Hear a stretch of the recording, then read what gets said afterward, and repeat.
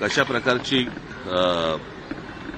सरकार ही कशा प्रकारची सिस्टीम चालवते की ज्या वेळेला आम्ही या गोष्टींची सुरुवात केली मला असं वाटतं थोडंसं मी तुम्हाला अगोदर सांगणं पण गरजेचं आहे की ये न केने प्रकारे निवडणुका जिंकायच्या आणि त्याच्यासाठी जे काही वाटेल ते करता येईल त्याच्या सगळ्या गोष्टी सरकार आणि प्रशासन म्हणजे तुम्हाला तर माहिती असेल की हा दुबारचा विषय आला. दुबारच्या विषयामध्ये पहिल्यांदा त्यांनी सांगितलं की आमचा काही संबंधच नाही, असं काही नाहीच आहे. आणि मग त्याच्यानंतर मग काहीतरी 10 लाख मुंबईमध्ये त्यांनी जाहीर केले वगैरे.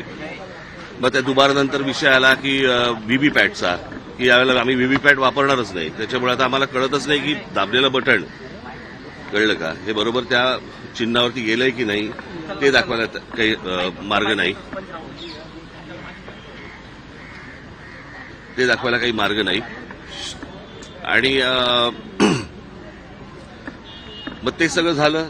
त्या सगळ्या गोष्टींनंतर आता नवीन काहीतरी काढलं की त्यांनी काहीतरी आता ते पाडू नावाचं काहीतरी यंत्र आता उद्या काहीतरी मतदार मोजणीच्या वेळेला वापरणार.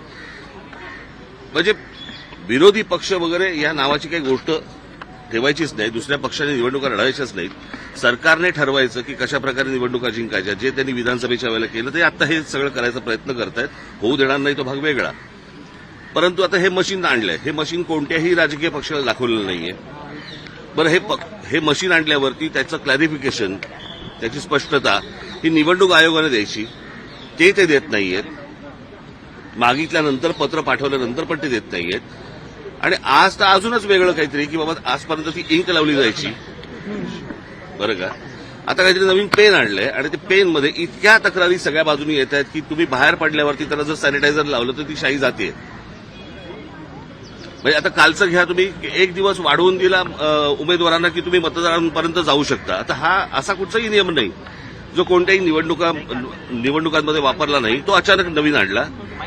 म्हणजे ते फरक म्हणजे परत ते कशासाठी पैसे वाटायला.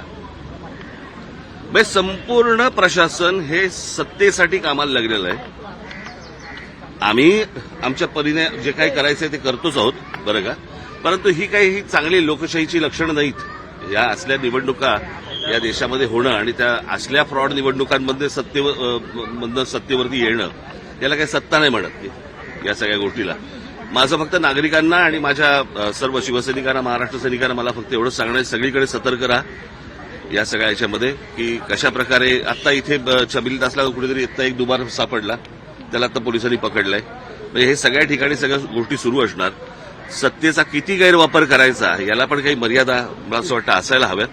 परंतु नागरिकांना आणि मला असं वाटतं की तिथल्या माझ्या शिवसैनिकांनी आणि महाराष्ट्र सैनिकांनी याच्यामध्ये सतर्क राहावं आणि कोण दुबार येत आहेत आणि कोण शाही पुसतायत आणि काय करतायत याच्यावरती त्यांनी लक्ष ठेवावं एवढीच फक्त इच्छा. कायदा घेतला तर त्यांच्यावर कारवाई केली जाईल असं अमित साटम यांनी सकाळी सांगितलं. नाही प्रश्न अमित साटमने या गोष्टी बोलू नयेत. आता कळलं का. आज निवडणुकीचा आज मतदानाचा दिवस आहे. आम्हाला जे हवं ते आम्ही करू. मला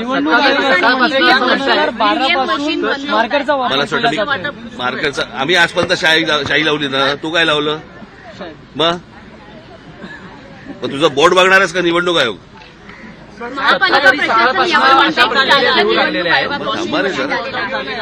सत्ताधारी सकाळपासून अशा प्रतिक्रिया देऊ लागलेल्या की मुंबईच्या सत्ताधारी असं सकाळपासून मतदारांना आवाहन करतात की मुंबईच्या विकासासाठी म्हणून मतदानासाठी बाहेर पडा. मग आणि शाही पुसा परत जा परत मतदान करा परत बाहेर या शाही पुसा हा विकास. ठीक आहे आपण सतर्क राहावं. आणि मला असं वाटतं की आपण सर्व पत्रकार बांधव भगिनी आपल्याला पण माझी विनंती आहे की या सगळ्या गोष्टींवरती आपण बारीक लक्ष ठेवावं.